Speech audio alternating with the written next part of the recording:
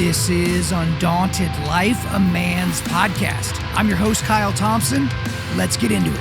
All right, guys, we got a special return guest on the show today, and that's Taya Kyle. She is an author and speaker, and she is the widow of Chris Kyle, who is the most prolific sniper in the history of the United States military. She also runs the Taya and Chris Kyle Foundation. She's been on the show 3 other times, so we did a great kind of double interview way back in the day, and then she came out and talked to me after the botched withdrawal from Afghanistan, and so we haven't talked to her in a few years on the show, but on this particular episode, we took care of a lot of business and talked about a lot of different subject matters. So we talked about, how she's keeping her husband's legacy going on and how she's doing that within her family as well, but also just the current status of our country, the concerns that we're seeing about what's going to happen with the election in November and people talking about civil war and all these types of things, but also what we can expect from the next generation.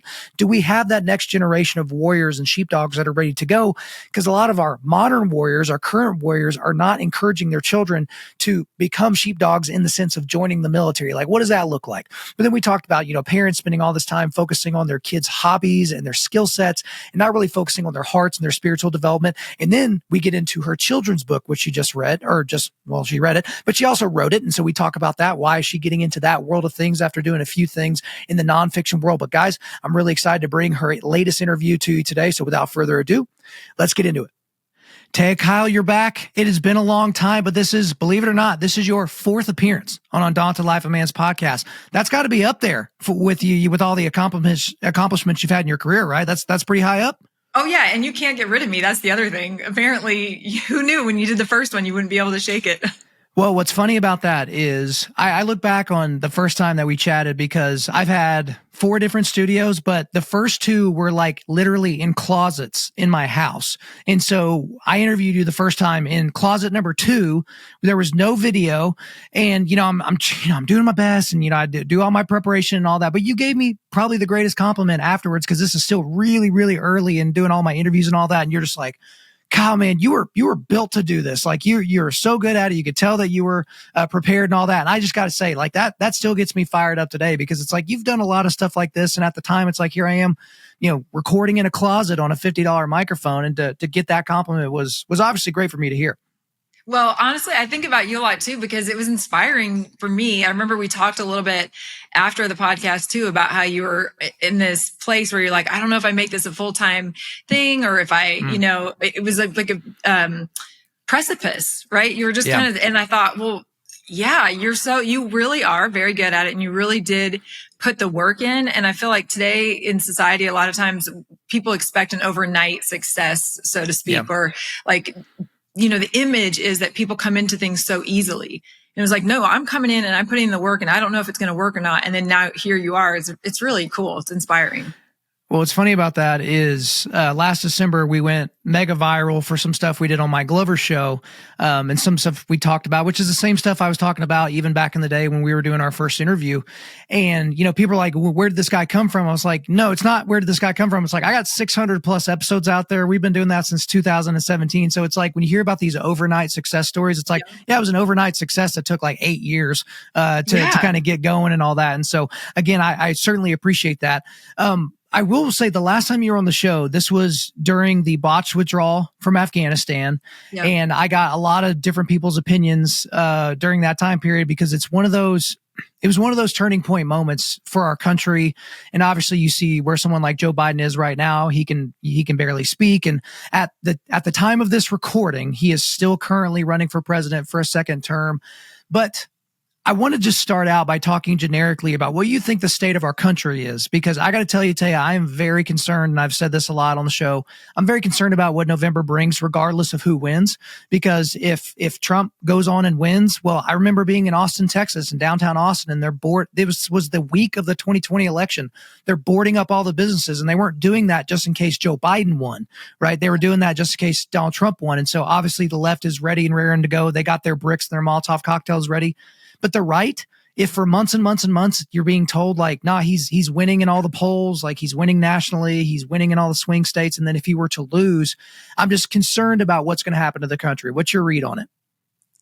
I'm concerned too, and I really try to keep my emotions level and be level-headed about things because, I don't want to add to the fearfulness, and at the same time, I think we can't also ignore it, right? And even in Revelations, it talks about, and I'm not saying we're there, I'm just saying it talks about how we feel powerless, or we see somebody hurting and we don't go to help them. And I feel like that's where we are. I have a friend of mine who's like, I know the country's going wonky, but tell me where to muster.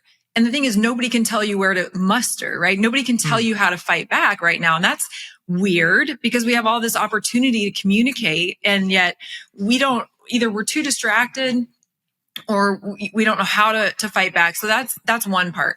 The other part is, I don't know what happened in the last election. None of us do. I know there was a lot of scuttlebutt about, was it fixed? Was it stolen? And if elections are stolen, and then if you have what happened with Trump in court, and it seemed like the high courts were sort of rigged. I mean, things weren't going according to policy. Then I think America, we're doomed, right? If you can steal an election, and if you can take a president and convict him of felonies or whatever you want without having to go through due process, or where at least it's so obvious to educated people, especially legally educated people, that things were totally awry, then I think we're in really bad shape. So if Donald Trump could pull off this win, for me, it's even less about Donald Trump or politics. It's more about, are we in a place where one political party can ruin another one at will? That's what's terrifying to me. So if Trump were to win, to me, it would at least signal that one political party cannot take away democracy in the way that it appears has been happening over the last 4 years. Does that make sense? It does. And part of the issue I have with that is, the last couple of elections, we keep being told, at first it was people on the left were saying, this is potentially the last election we'll ever have. But now I'm hearing that same sentiment from both sides. And I'm like, guys, what you're saying, what an undercurrent of that statement is civil war is coming. Not, hey, left and right have never been more divided. That's not what I'm hearing you say. Because if you're saying this is potentially the last election in the history of our constitutional republic, what you're saying is there's going to be tremendous amounts of bloodshed. And I just don't think that they really think about it that far. You know what I mean?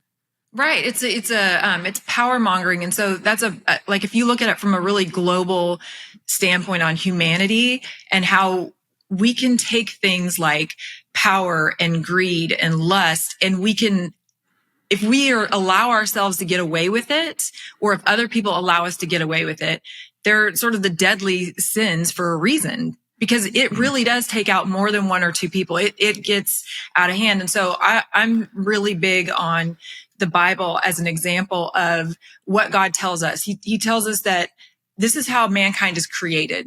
Like it or not, this is how you're created. These are the things you can do for things to go well, and these are the things you can do that are going to tear it apart, right? And so to me, it's really just a recipe for happiness. It's less about rules. You must follow this or I won't love you. No, he loves us all, but he's trying to tell us this is how this goes.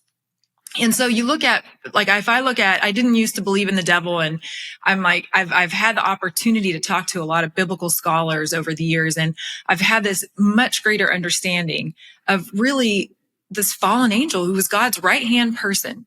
So he had all the power. He was in charge, Kyle. I love this part. He was in charge of music. To me, I'm like, oh, let's pay attention to that. Because how do things get in our head today? Music is a big one that corrupts our minds, right? And so, or helps us on the other side. So if he was in charge of music, light, good looking, power, he had, I think he had dominion over the other angels. Like, he had it all, and he wanted more.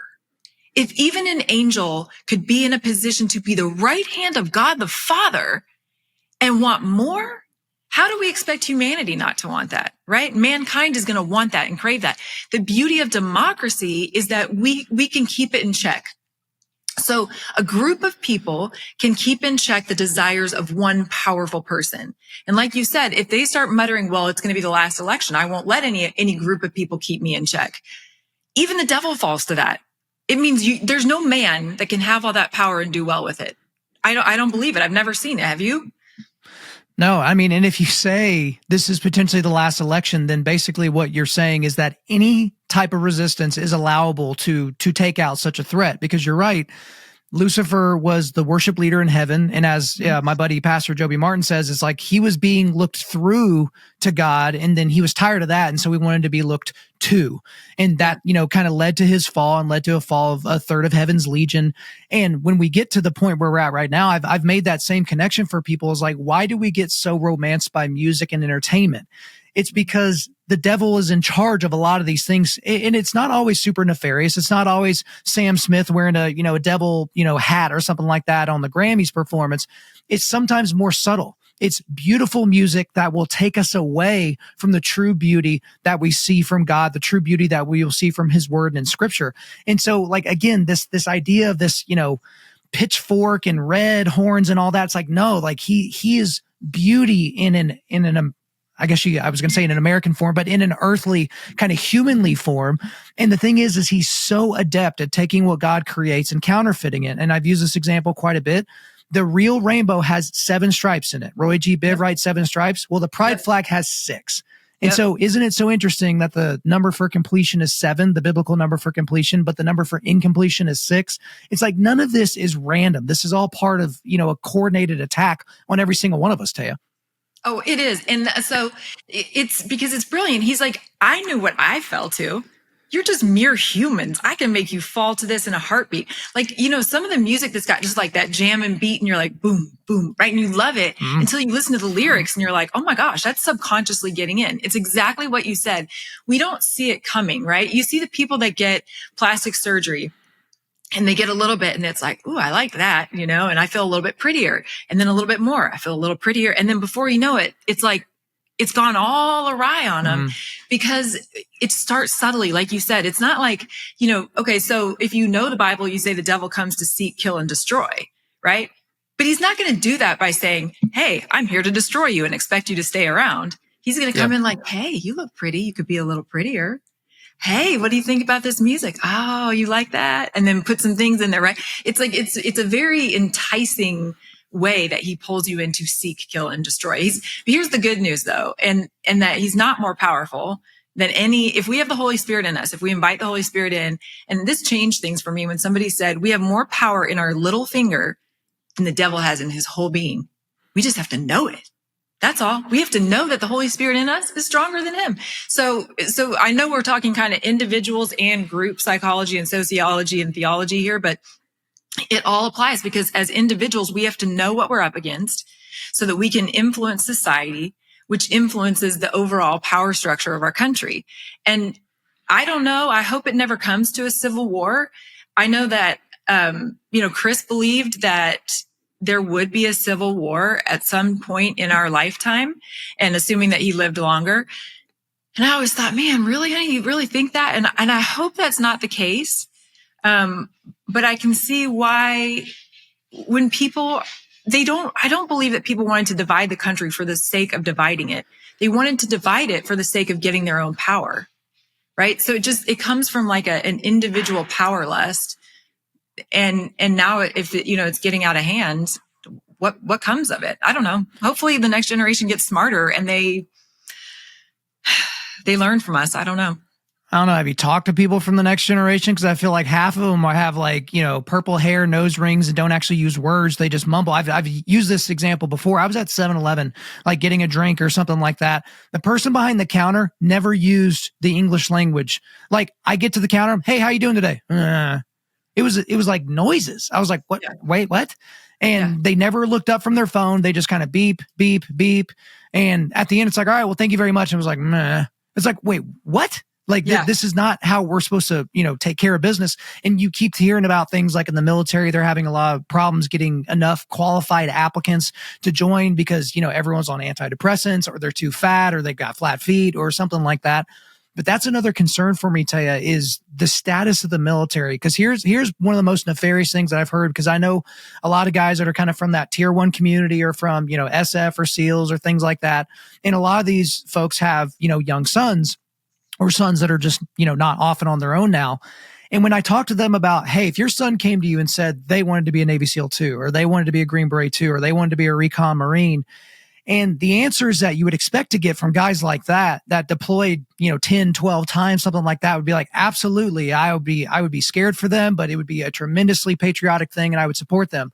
That's not what I'm hearing a lot anymore, Taya. Yeah, I'm hearing like, I would not want my son to sign up to potentially go fight and die in Ukraine for the most, corrupt entity there, or to go be part of this, supposed military industrial complex. But like for you and your family and even your son, what's your read on that? Because it's astonishing to hear people talk about the United States military in a way to where it's like, hey, they seem way more concerned about making sure to not offend anybody during Pride Month than making sure that they're really good at killing people and breaking stuff. Yeah, I like the way you said that. When you said about killing people and breaking stuff, it is in all seriousness, it is an issue. And if I were to look through a conspiracy lens, I would say, okay, if a government wants to be in control, if they want to be the parent, because if a government is a parent, then the children, we the people, need our parent to take care of us. So if you really wanted to be in control of all the people, rather than represent them, control them, you would put yourself in a position of power where they need you, right? And so that was never supposed to be the design, but we have to be really careful that we're not going toward that and understand when the government's trying to be our parent, we're in peril. So then you would take you would take the military and you would make them the same thing. You would make them the weak child that needed their parent, right? You wouldn't empower them. You would be like a manipulative parent who never wants their child to grow up and be that strong because that kid won't need them anymore, right? Right. So now you have the military where somebody said the other day, they're like, how could anybody even want to be in the military when we have military members on food stamps? What? Yeah. Right. So then I think, well, okay, so if it's a conspiracy type situation, and maybe conspiracy is too harsh of a word, what if that's part of it? You're getting kind of the people that'll, accept that because they don't value themselves enough or because they had no better option that they'll take. I have a friend I just talked to this week and his son is getting out of the military. I mean, he's what was it? He said there were some, workers at the grocery store making $15 an hour. That's more than he made in the military, in the Navy. He could barely survive on it. That's not, so my point is why would these guys, these tier 1 guys, ever want their children to be in the military if they can't hardly afford to live? We've got people who are, their housing situations are absolutely awful, like toxic living. They're not paid well. They're not empowered. If I told you, we could go on and I'm sure you've heard them, but the military has this way of saying like, oh, by the way, we paid you too much, 3 years ago, you owe us $5,000. And things where there's just no accountability for the internal working. So you would die for the military. They don't give a shit about you, right? The organization does not give a shit about you. So when people say to me, I loved the movie and I'm going to sign up the military. Your husband inspired me. I used to get a pit in my stomach. And now I just say, I hope you're praying about it. And if that's where you're called to be, then God bless you. And because some people are still going to be called to do it. We need good people there. But no, Chris didn't need Colton, our son, to be in the military. He flat out said that. He's like, you're your own man. And I feel like I did enough for our family. So do what you want to do I believe, Kyle, you'll have Colton on because on your show and have people, he's running the American Sniper brand. He's passionate about apologetics. He's a strong leader. I have 40-year-old men telling me they want to be my son when they grow up, right? So when we talk about the next generation, you've got the guy that you just talked about at the convenience store mumbling and not speaking a word of English. And then you've got Colton Kyle and friends of his that are ambitious, smart, Jesus-loving, strong-minded. He is such a strong, calm, level-headed dude with interest in a lot of things, self-motivated, bodybuilding, Muay Thai, running a brand, doesn't have any interest in going to college to party or be in a fraternity. No, if he's going to do it, he wants to be in apologetics and theology. He'll do it online. He's got a girlfriend he loves, wants to marry as soon as he can afford to get that, the house and the ring. And it's like the divide is wide. I don't think there's a whole lot of in between with this next generation. You're going to have the ones that their parents didn't invest or that got lost along the way or that social media and COVID got to them and they're kind of lost souls. And then you're going to have the strong ones. And there's not a lot of in between that I see. Well, and you've heard it said before, there's kind of the old adage is you'd rather be a warrior in the garden than a gardener in the war. And the issue I see is there's there's a whole lot of gardeners that wouldn't even try to go to war. And so I do have some concerns about the United States long term and about, our hegemonic standing in terms of how we operate in the entire world. But I also remember feeling deep regret because I grew up in Lawton, Fort Sill, so I was around military members my entire life, but I got a full ride scholarship to go to school, and so never really considered the military. And I remember thinking about all the people that did raise their right hand and say that they were going to potentially give their life to protect us from enemies, foreign and domestic, and wondering like, man, did I miss out on my patriotic duty to serve this country? But the reality is you served your country in the way that you were meant to serve your country. I remember mentioning even to my father, how, man, I feel like I could have been one of these guys, one of these high level operators. And he's like, Kyle, you also could not be here right now if that were the case. It's like, you could have been blown up. You could have taken around. You could not be here right now, and you wouldn't be able to do Undaunted.Life there. You wouldn't have your sons. And so it's like, be careful, looking back and kind of wish casting the type of world that you would want. I guess my issue is how do we make sure guys like Colton are still sheepdogs in the end? Because if you go through the military and you do more than, 3 or 4 years, you kind of create this Spartan, atmosphere with your life where you take working out seriously, you take shooting seriously, you're very conscientious and all those types of things. That's why so many people think I was in the military, is because I kind of do that. Like, they're like, why are you working out so hard? What kind of war are you getting ready for? I'm like, I'm not. I'm just, here to be ready for whatever. So I'm concerned about that next generation, Taya, of those young guys, to make sure that they've got people that they can look up to that are taking care of themselves, but are also deeply patriotic and willing to give up themselves in order to serve. What's your read on it? Man, I love this conversation because you are 100% right. We need those warrior spirits. Interestingly, I found myself kind of smiling and getting some chills when you were talking. I just had a Bible study of women over here last night, and we were talking about the same thing. 1 Corinthians chapter 12. Okay. It talks about how we're all created differently and how God has a specific purpose for us. And all we have to do is show up. We tend to think, oh, I could have, should have, would have, what about this person's doing that? And it's like you think about, a symphony, right? And so God is this great conductor, and he's got the flutes and the violins and the saxophone, and he can't have the flute loud all the time. He's like, go. And then like, bring it down, bring this in, bring that down, bring that. We all have a role to play for it to sound and look amazing, right? And so your dad's right. Maybe you wouldn't be here, but here's the deal. You are a patriot. You are serving. You're doing it differently, right? And God created you that way. And I think the reason why we start to second guess is because at different times in our lives, we feel passionate about different things. So if you felt the way you did right now, back then, you would have gone there, but that wasn't your calling. God said, no, Kyle, you're a full ride here because I need you to serve in this way. And we don't really if we're true believers, we don't really get to choose necessarily. We can choose, but if we're following God, we show up where he has us and we serve.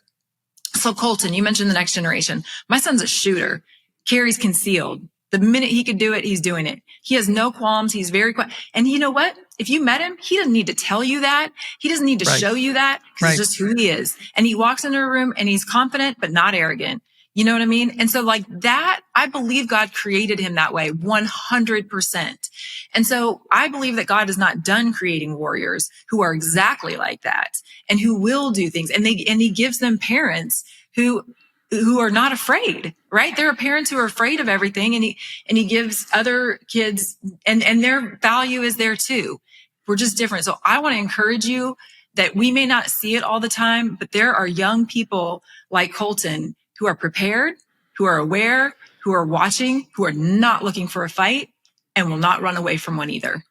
Well, and that's what you just said there at the very end, Taya. That's what meekness means. When we hear about the meek shall inherit the earth, that doesn't mean the weak navel gazers, the guys who wouldn't hurt a fly, as Jordan Peterson is basically, taught to even modern day Christians. It's like meekness is having your sword sheathed, but you know how to use it. This is somebody that if the fight comes to their doorstep, it's going to be a problem for the other guy. And one of the things that I feel like is of benefit that does give me hope, because I'm fairly pessimistic, just by normal disposition, is having a lot of voices in the podcast space of guys that are constantly encouraging people to do hard things. And so that could be your Joe Rogans or your David Goggins or your Cam Hanes, or even me with my show and different things. It's like constantly telling people, hey, do hard stuff. The ubiquity of jujitsu, like training a realistic martial art that is immediately transferable to outside of the academy that you're training at.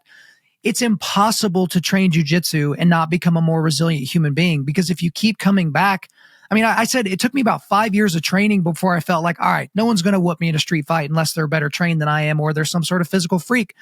But it's one of those things that with it being everywhere now, you're having a lot of young men and a lot of older men that are like, okay, this is a way that I can develop, and this is a way that I can, sharpen the sword in this particular way. And it's different. Like if you like golf, that's fine. If you like video games, that's fine. Like whatever you want to do, those aren't transferable into the real world though. Like being able to chip a ball into the green from 100 yards away or kill 17 guys in a row on Call of Duty doesn't transfer to resilience in the real world if things actually pop off and go crazy. So I do see some signs that there are some things that the next generation can latch onto. Is there anything else, Taya, that comes to mind for you outside of, just hearing from these guys or hearing from guys that fought in the GWAT that are encouraging them to, not to sit around and be lazy? Yeah. I mean, one of my dear friends, a woman, she was saying, I was telling her that, my daughter, McKenna, can look at things and go like, the world and life is dangerous. You don't tell your kids, no, it's not. You tell them, yeah, it is. You're right. It is. And it's not going to get any easier. You will get better at doing hard things. Right. And that sticks with me. Life has not gotten any easier for me. I have just gotten a lot better at doing hard things. And I've gotten accustomed to it, to your point, where you do jujitsu, you do mental training, where you don't have to be afraid of your kids having a hard time. You just have to be there with them to say, it is hard. You got this. You're smart enough to figure it out, and I'm your backup. And I've had to work on that. I mean, as a mom, sometimes I've wanted to tell my daughter, McKenna, like, do it this way, do this, this, this. No, what I need to say is, how did God create you? How do you want to attack this problem? I'm behind you. Go attack it and let me know when you need help, right? That's such a better way to parent. And God bless her. She's 19 and I'm just now figuring it out, right? And so, 18, sorry, she's 18. I think of her as older. But I want more parents to know that. That's the way to do it, really. And we get in a hurry, and my life was crazy and wild and, chaotic and traumatic. And so I was like, we need this done, do this, do that, in a different world, an ideal world. And thank God, literally, I thank God that he's giving me another chance to do it differently still. A much better way is, how did God make you, honey? Okay, then go use those skills and go do it. And let me watch. And let me not criticize you, by the way. Let me let you do it and fail forward, right? If you make a mistake, good. What'd you learn from that? Right? Like this fixed mindset of there's a right way to do it and a wrong way to do it is no good in my family. It's go do it and then learn from it. Right. And so I think that's where we're going to be with the next generation. I do think people are becoming more empowered. I do think people are going back to like, okay, farm your own food, figure it out, go back to a one room schoolhouse where kids are outside. Did you hear, I had only heard this recently, that one of the reasons why the public school system got so regimented was because they realized they needed more factory workers? Yeah, it's modeled off the Prussian system. Okay, so I'm just like mind blown, right? Like I could tell you what I thought, but to hear that, I was like, oh my gosh. So I think more people are knowing, like I tell my kids, homeschool if you can, get your kids out there, learn differently. When we do that, Kyle, I think we're going to have that more of a warrior mindset because kids will know, hey, I can farm this. I can lead an animal here. I can do that. I'm a homeschooler. I don't have to do it the way everybody else did it. The more we do that, I feel like we have a chance of that free thinking that made us this great country and this democracy, that people that were willing to leave Britain, and say, we can do this differently. We can be empowered. I think we'll get back there when we start raising our kids. No, you're not under the authority of this or that. You're under the authority of God. Go be a child of God and do it the way he created you to do it. Hey guys, real quick. If you're anything like me, you are constantly on the lookout for high quality products that are actually made here in America by American hands. The problem is that a lot of American companies have outsourced their labor overseas, so it's an American company, but it's supporting people that don't live here. So I've always wanted to partner with an American company that prioritizes America, American workers, and making all of their materials here in this country. That's why I want to remind you that we are partnered with Origin. Origin is an apparel company based in Maine, and they are focused on getting as much manufacturing back to the United States as they can possibly do. What do they make? They make the best jiu-jitsu gis on the planet, and these are the only jiu-jitsu gis that are made completely in America. They also make jeans. Yes, they're stretchy and awesome. They also make amazing hunting gear, and I know you guys love your Kuiu and your Sitka, but those companies use overseas labor, and they don't do that to help you guys out. They do that to increase their profit margins. Origin also makes boots and work boots, and yes, that does include steel-toe boots. And in the fall of last year, they launched a line of everyday clothing. Their Versa pants are their everyday pants, and they are just especially phenomenal. They also make other outdoor clothes and workout clothes, and they're launching new apparel stuff all the time. If you haven't already, you need to check them out and support a company that supports America and America's workers. Try Origin out today by going to www.originusa.com. That's originusa.com. Use the promo code Undaunted to get 10% off of your order. Again, that's originusa.com. Promo code Undaunted to get 10% off of your order. Well, and here's the thing for me. So I've got a 4-year-old and a 2-year-old, okay? And they're both sons. And so it's like, okay, these are little men that need to be chivalrous. They need to be polite. They need to be ready to go. But my biggest goals for them is not that they get a full ride scholarship to go play baseball or to wrestle, or not to get their jiu-jitsu black belt before they turn 21, or not to, create some enormous company that employs a bunch of people. All that stuff is great. I want them to be godly and I want them to be resilient. Because if they are those two things, that is going to help them regardless. It's going to help them to be a great husband, to be a great father, to be a patriot, to be someone that serves the community, to potentially be an elder someday. Like, think about that. So at our church, I think the youngest elder currently is like in his late 40s and everyone else is in their 60s and 70s. Imagine trying to raise a little kid so that someday they can be an elder in their church. Like having it in that type of a mindset, because we can see from scripture what it takes to be an elder, like, husband to one wife, and, like not having all kinds of strife and, hidden sins and things like that. As opposed to, I feel like, Taya, we have so many parents that are obsessed with, I'll put it this way. And I want to be fair when I describe the story, because I do like this family and I like these people, but there's this family where the husband and wife were both golfers and they're both very talented collegiate golfers. Well, their middle child, their son, is like an elite level golfer, and he's like 10 years old or something like that, like potential prodigy, going to be a pro, all that. And they apparently know this at the age of 10. Well, this family moved from Oklahoma all the way to Florida so that their middle son could play in more golf tournaments, because there's, I guess, better golf tournaments and more available golf tournaments in Florida than all the travel they would have to do if they were based in Oklahoma. And I remember thinking to myself, if this kid ends up being, McIlroy or Mickelson or Woods at some point, maybe that was worth it. But what if the kid turns 14 and doesn't like golf anymore? Well, the entire family picked up and left because of one child. The amount of pressure that's going to be on that child to produce as a golfer is astonishing. And I'm not saying that this family isn't making sure the kids are also godly and also resilient. That's not what I'm saying. But I feel like we get romanced by the idea of, we find out that our 7-year-old can sing. All right, we're going to get him singing lessons and we're going to do all this. And I feel like it's almost this selfish thing. Like, if my kid's awesome, then I get to be awesome. If my kid's awesome, then I get to post it on Instagram and it makes me look better. And we just, as opposed to making sure they're in church on Sunday, we're making sure they're on the next travel ball team, which plays all summer, and you miss out on church. Does that make sense? Oh my gosh. Yes. And here's the thing. On the one hand, I could say, okay, well, maybe that's what, if they're faithful people, maybe that's what God has for their family. Okay. On the other hand, can you imagine the pressure on that 10-year-old? The whole family moves so you can play golf. Like, that's an amount of pressure that I would not want, right? Now, so we could say they're either doing it for themselves or they're doing it for the kid. Either way, they're doing what they think is best. I understand that. On the other hand, I know when I was raising my kids, and I would say this to Chris all the time, I'm like, our kids are getting up way too early for school when they're little to go to public school. They're staying way too late because both parents want to work.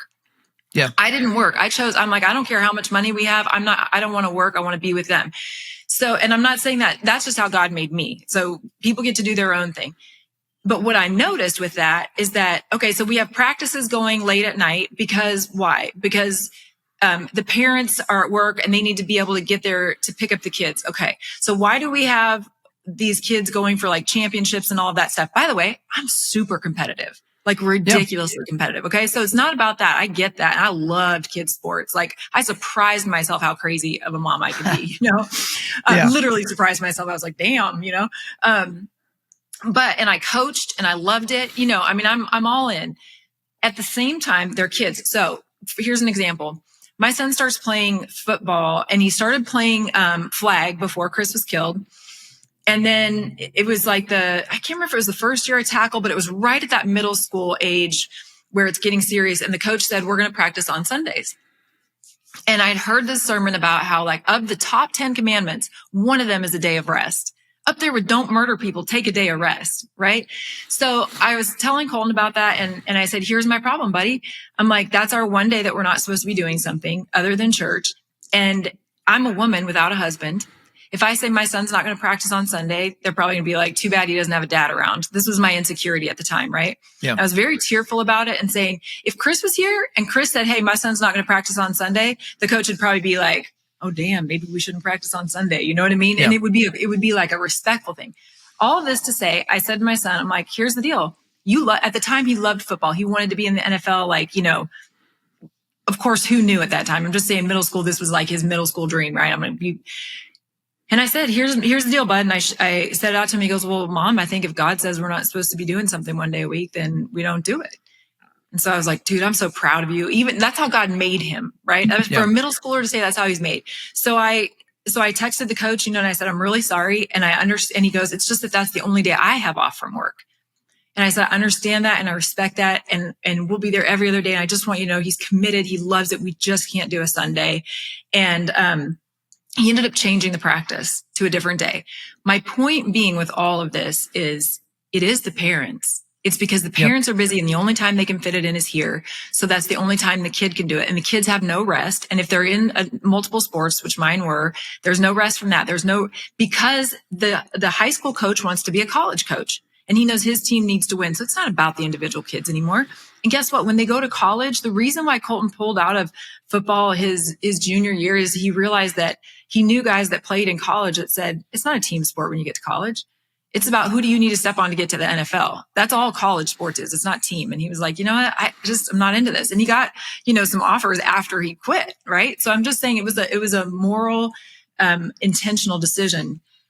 And so when you raise your kids, I think to say, and again, I can't take credit for this. God really did make him that way. I believe that.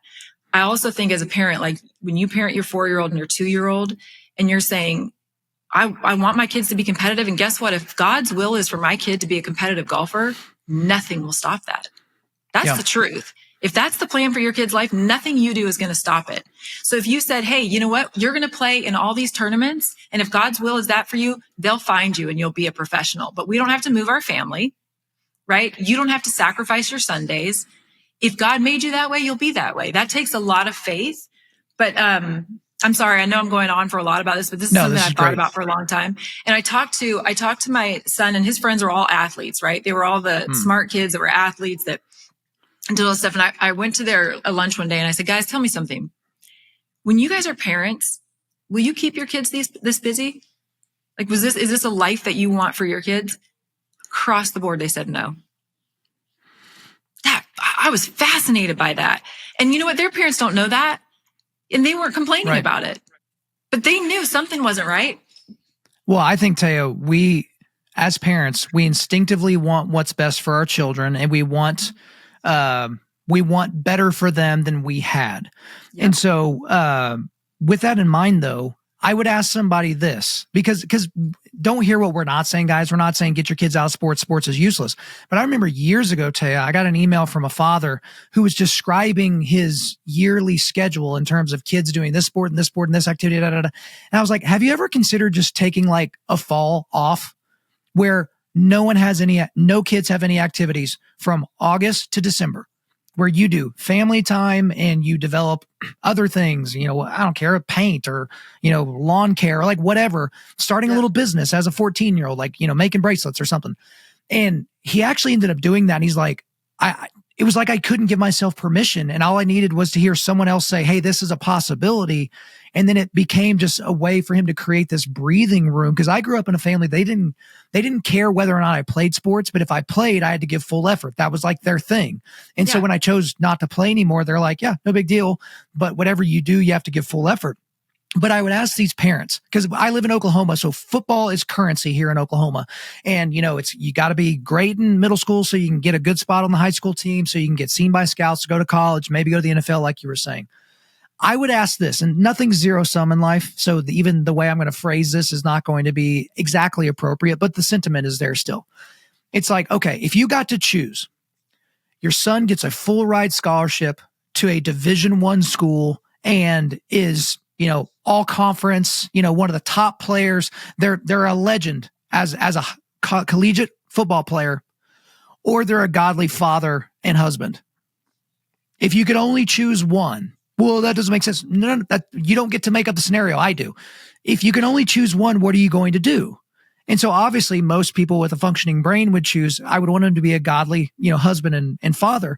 It's like, okay, then why are you spending all this time and effort making sure that they're set up to maybe get a college scholarship to play football?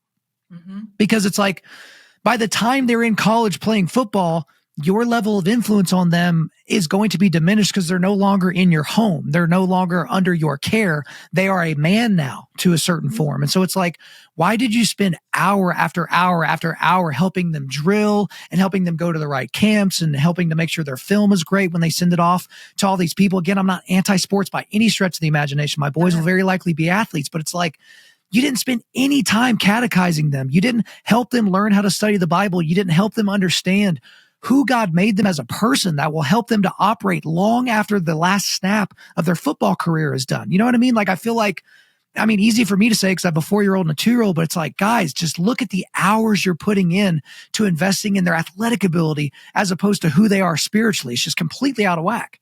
Well, it is. And here's one of the things that I love. So Colton, when he, like I said, he loved football, and then he started to recognize, like, maybe it was more about the coaches getting to the next level. And maybe there was some other things that he wasn't quite on board with, right? Maybe there was some abusive talk to some of the other players, maybe things weren't what he thought, but he was still in because he's still an athlete. And he said, listen, instead of track, I want to do jujitsu and bodybuilding.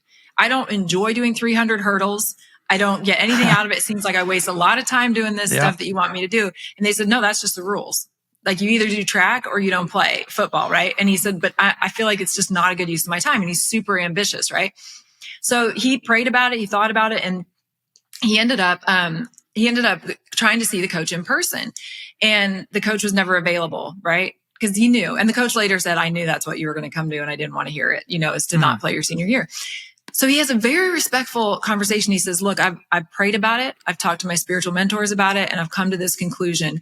And the guy's a, Christian guy and a friend of our family and stuff. But he said, well, I'm going to ask you to think about that a little bit more, and I'm going to ask you to sleep on it. He said, I really appreciate that, but I've already done that. And this is my decision, and I'm going to be doing some other things, whatever. And the guy, Colton's response was, I'm going to be in the stands cheering you guys on, and I want the best for you.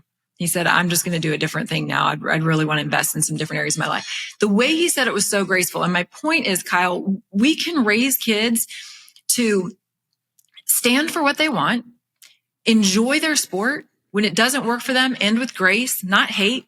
I try to push my daughter into sports that she didn't really enjoy. I didn't, if I could go back, I would do a lot of things differently for her. And yet she's perfectly and wonderfully made to do exactly what God has her to do.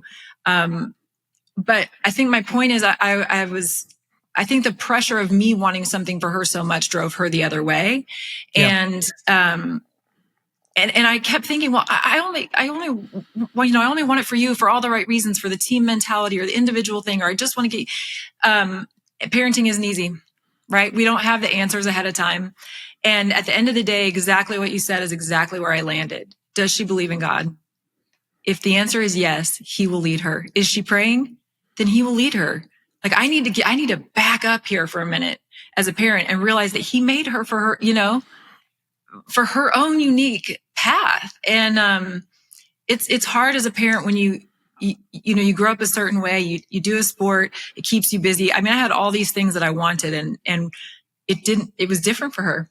And what a humbling thing for me as a parent to say, it doesn't have to go the way I thought it went. As long as she's praying, God will lead her where she's got to go. Yeah, I would certainly agree with that. And again, guys, we're pro.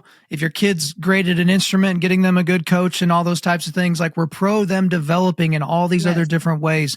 But you have to make sure you keep the most important things at the upper echelon and preeminent to all other things.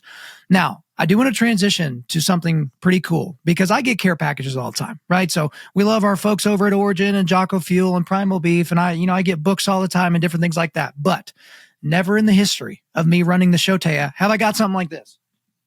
And that is your kids' book called Prayer for Bears. And like I did sneak it out of this beautiful thing so that I could actually read it. But you've got this super soft like baby blanket and all this type of thing. Like this was a very, very, very beautiful presentation. So that's my way of transitioning into, hey, you're a children's book author now. So you've done a couple of nonfiction books and things like that. So talk to me about getting into the world of children's books. Thank you. This really is a leap of faith, because there's nobody in their right mind would say, jump into the children's, market. It's going to be fruitful. For now, right now, it's pretty much celebrities have the market and social media following. If you don't have it, you're not getting the children's book and all this stuff. This has been a passion of mine since before Chris had a book out, and Prayers for Bears is about gratitude. And I believe that gratitude is the thing that changes lives more than anything. Even when we're in our worst trauma, we had a roof over our head and food to eat. I had a friend remind me that even if it's not my own roof and my own food, I have people who love me who will make sure that my kids and I have a roof over our head and food to eat. At the end of the day, Bailey in this book, Prayers for Bears, Bailey the Grateful Bear, has a hard day. And Bailey is an adventurous bear who loves to climb trees and, chase the fish and do all this stuff. And there are days that Bailey has, like we all have, where things just aren't going that way and there aren't things to enjoy. And so what does Bailey do with that? How does Bailey have gratitude? And at the end of the day, Bailey's parents teach Bailey a prayer about being grateful for little bare paws and little bare feet, roof over your head and food to eat. Because a lot of military people and they don't have their hands and feet, and they used to. They got blown up. I'm grateful I have mine still. And for them, they don't have their hands and feet. They have other things that they are grateful for. And, like Chad Fleming, a friend of mine, he lost his leg. And at the end of it, he does some great talks on stage, and he'd say, if I go back and somebody asked me, would you still lose your leg or not if you could change? I wouldn't change it. He's like, I lost my leg and I gained so many other things, right? That's a gratitude perspective. And I'm not saying he got blown up and immediately felt that way. Right. But when you have gratitude, it changes the wiring in your brain. And there's so many things right now to be pessimistic about. There are so many things to be comparing ourselves to other people. I mean, social media, TV, all the things that 1 Corinthians chapter 12 was so powerful last night to remind us, like, you're the hands, I'm the feet, you're the nose, I'm the ears. Like, we don't make a body of Christ without having all these different parts. So what do I have? What can I be grateful for? And can I rest in that? So that's the first of what I hope to be a series. I do need more people to buy it so that I can get picked up by a publisher for a second of a series. And I really need people to write reviews. So Kyle, if you have not written a review on a website. I haven't. I'm going to do that. Yep. Write that down now. Make a note, please. Please review the book. But anyway, I appreciate you bringing up that. And then watching Colton grow the American Sniper brand. And my daughter McKenna is built differently than him. She's not a social media person. He has Colton Kyle official on Instagram, then Colton Kyle TikTok, and then American Sniper.brand. But she doesn't. She has a site, McKenna Kyle official. But she's like, I said, do you ever want to post? No. Yeah. I don't really understand. Why do I want to talk to people I don't know? Why do they need to know what I'm doing? I'm like, well, fair enough, So she's interested in like helping law enforcement. So she helps with Sheriff Bill Wayburn's law enforcement on his Instagram, Sheriff Wayburn on Instagram, and Sheriff Bill Wayburn on Facebook. But those are the things I'm really excited about, Kyle. It's like this children's book is really cool. I have my Taya and Chris Kyle Foundation Service Marriage Strong, which we help couples over 2 years with 5 unique programs. Baylor University has been studying them, 99.16% success rate for marriages coming in so much better, coming out of the program so much better than they came in. That fights the suicide rate more than anything else because their relationships are kind of the last straw when they don't work. And by the way, it's not what TACF does. It's the people who show up ready to do the work. We just have the unique tools. Right. And these warriors come in and they're like, thank you for telling me what I needed so I can implement. And then they do the work. So those are my focuses and my passion. And probably like you, there are a million other things that I wonder if I could do. Yeah. And I'm like, golly, just focus, Taya. Try to stay on track. Focus on what's in front of you. But hey, I appreciate you calling me out because I'm really bad about not leaving reviews, even though I like live on reviews. Like if a movie doesn't have good reviews from people, I won't even watch it. But I'm not going to take the time to leave a review. So that is a good reminder. I will go on there and do that. And also, we have links to all of that in the website for, the foundation, but also the books, your website and all that as well. But we've covered a lot of ground in this conversation. We've weaved in and out of a lot of different things, but is there anything else you want to get off your chest before we let you get out of here? Let me think. Open invitation. I know. Am I going to leave this podcast and an hour later, oh, Kyle, dang probably. It. Why it's probably going to be like 2 minutes later. That's how it normally goes. I should have talked about this, but hey, I'm patient. I'll just sit here. Okay, but listen, so we talked about God, which I'm super passionate about. And I will say this, that for me, the biggest shift with God was recognizing that he was not giving me rules just to follow blindly. He was giving me a recipe for happiness.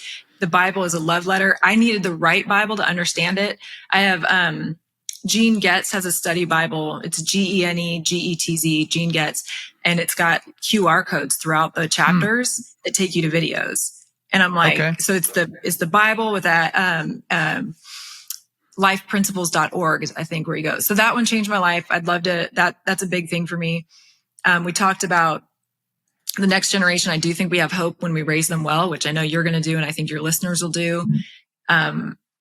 Recognizing that we're all uniquely made for different purposes. There's no point in comparing, even though society today, the devil wants us to compare. He always wants to tell us we're not enough, we're not doing enough. And we are, and our kids are. And if they're meant for pro sports, they'll be there.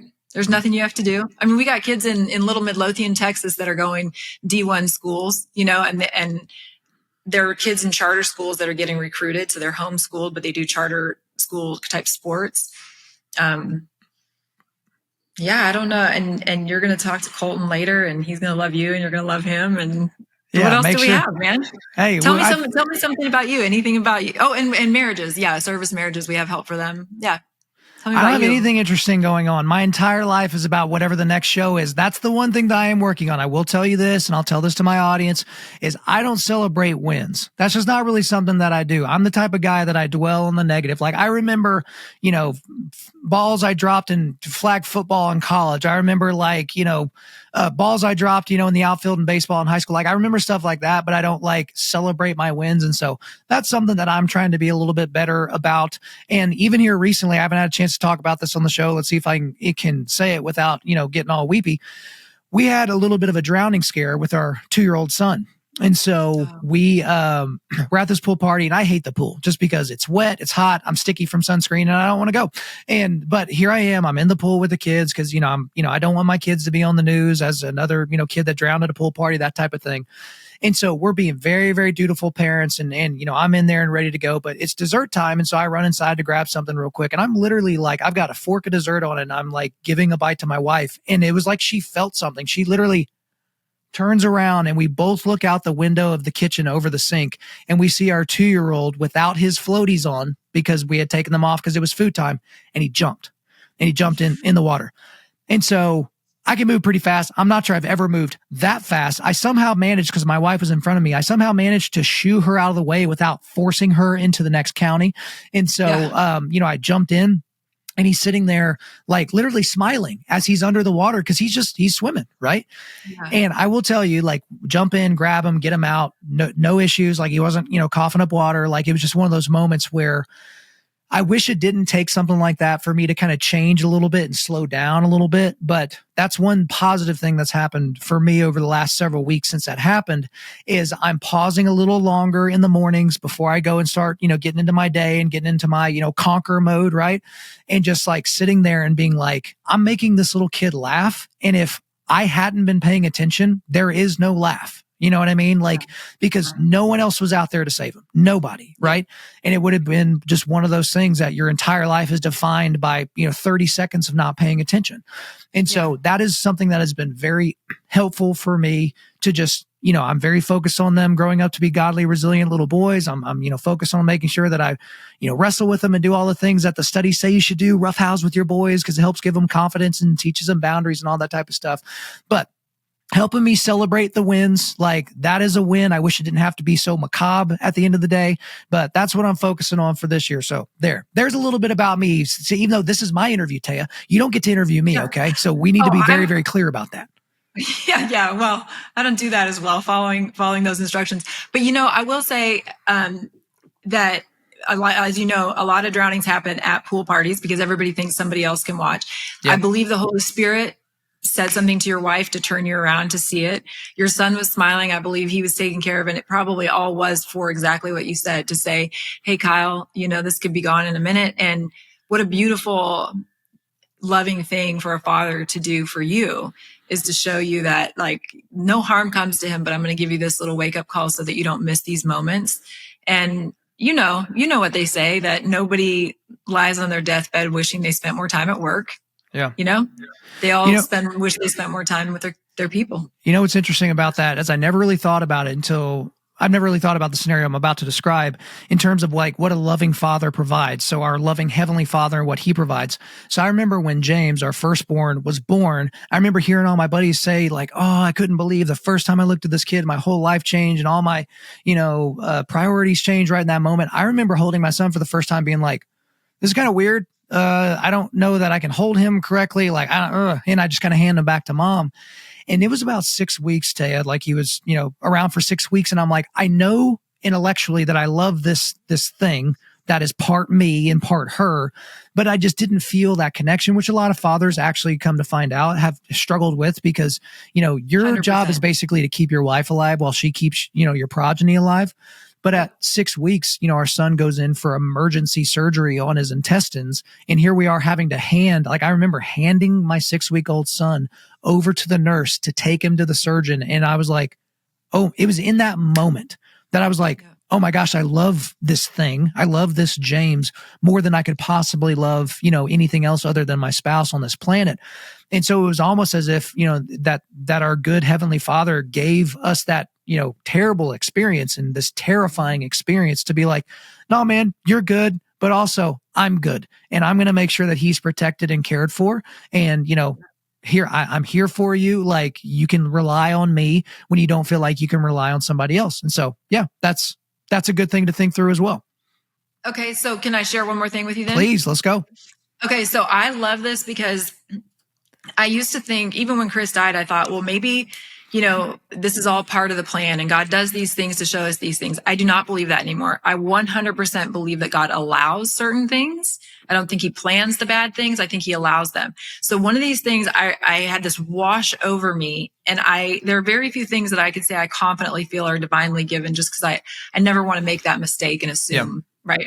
But this one was like one of those feelings where I was like, okay. And it was a chess game. And I feel like God showed me, Taya, it's a chess game between the devil and me. And this whole thing where I allowed him to leave and take a third of the angels with him because he wanted to, go for it. Go do your best, try your hardest, and let's see how this goes for you. So this chess game is that the devil has somebody on the chessboard and puts him in check. And we're like, oh my God, like maybe it was the murder of Chris and you think my family's in check. The devil has hit us so hard.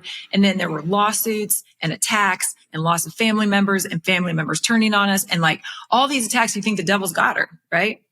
And God's like, wait a minute, because I'm the master chess player.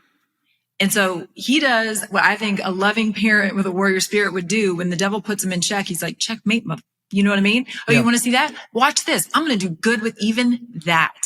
And so I don't think God's like the angry person that I just portrayed, because that's like my feeling. Like, you want to mess with my kid? Oh, okay. Put my kid in check. Watch what I'm going to do, right? Like, I'm going to take my kid and I'm going to go out, and we don't need to destroy you. But I'm going to show you that what you did doesn't touch my kid, because they are made better than this.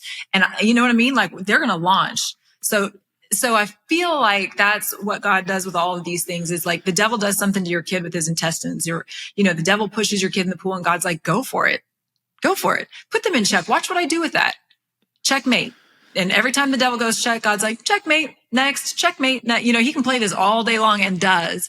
And so I feel like anything that happens, he will do good with. We just give it some time. And the things that I relied on, like I said, gosh, if all else fails, at least I have this. And it'd be like a family member, this support or that support. And some of those things I lost too for a while. And I mean, man, I was doing that thing where I'm crying in the car, screaming out, like, this hurts so bad. Why the frick? You know what I mean? Like, what is happening? And so at those moments, I think I felt kind of in check. And then God's like, just wait, baby girl, wait. Right. And so then he comes around with checkmate, and checkmate is those chains that I was holding on to that I thought were good chains, right? Like I'm connected chains. He was like, clip, clip, clip. Now what? I'm like, I still have you. He's like, you do still have me. So what are you afraid of? Who cares I mean, the devil can take it all, Taya, but I'm still here. And it's like, it like really did take away what I thought were like good chains of connection. It was like, those can be handcuffs too. Right. And so now that those chains are broken, I'm like, I love these people still. And whether I have their support or not, it's okay. You know, I can, and I'm not saying it never hurts. It does sometimes, but I feel like the more things that have happened to us that were terrifying and scary and that I cried my way through, once I got around to the other side, they freed me from fear. I'm not afraid anymore. It's like, okay, I mean, we survived. God did good with that. So, you know.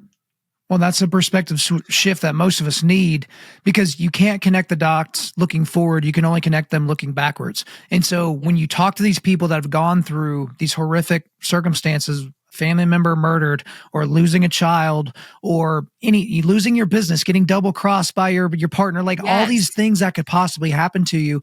And it's the same thing that I tell someone that's an atheist. That's like, okay, you know, God's all loving and all powerful, right? Well, why did this 7-year-old girl get kidnapped, raped, and murdered? It's like, you know what? I can't answer why. If there's a pastor on this planet that's going to, you know, give you an answer as to why that specific thing happened, I don't think that they know what they're talking about. But I do know that we serve a God that is for us. And if he is for us, who can be against us? And to assume that no positives can come out of that circumstance, I think would be foolish. And to also assume that the Father is not comforting that gal and in that type of circumstance, I think would be foolish as well. But again, we love to make these grandiose statements, and it's easy for somebody that does not believe in the Father to say, yeah, well, this doesn't, you know, pass my sniff test. Like if I were God, I would have done it this way. It's like, also, if you were God, you would be able to see everything as opposed to the one thing that you use as the descriptor for this moment. But hey, we can wax poetic for the rest of the day, but I think you got stuff to do. I certainly got stuff to do for the rest of the day. But anything else before we let you get out of here? No, I appreciate the conversation. We could go on that one for a long time, but I agree with you. God's doing good with all of it. We just have to let him. All right, Taya, until next time. Thanks, Kyle. There you go, guys. I hope you enjoyed the return appearance of Taya Kyle on the show. But before we let you go, we are going to do a quick resilience boost. At Undaunted.Life, our mission is equipping men to push back darkness with content that forges spiritual, mental, and physical resilience. So the links I've got for you today, I've got a link to Taya's website. I've got a link to where you can buy hers and Chris's books. I've also got a link to the Taya and Chris Kyle Foundation. And also, for those of you that love your Amazon, I've got an Amazon link to her Prayers for Bears books. And guys, if you do go buy that and buy that for your kids, make sure you do what I did after the interview ended, and that's go and leave her a review. That'll certainly help her out. Thank you for listening to this podcast. Wherever you're listening to this, please subscribe, rate, and leave us a positive 5-star review. If you want me to come speak live at your event or on your podcast, just shoot me an email to info@Undaunted.Life. That's info@Undaunted.Life. Follow us on Instagram and like us on Facebook, and check out our website for everything else, including how to donate to keep more content like this coming your way. Just go to www.Undaunted.Life. And as always, we want to thank the band Holy Name for allowing us to use their music for our content. The music on this podcast is their song Perpetua, which is off their self-titled debut album on Face Down Records. The links are in the description. I'm your host, Kyle Thompson. Remember, keep pushing back darkness, keep forging spiritual, mental, and physical resilience, keep seeking the Lion of Judah.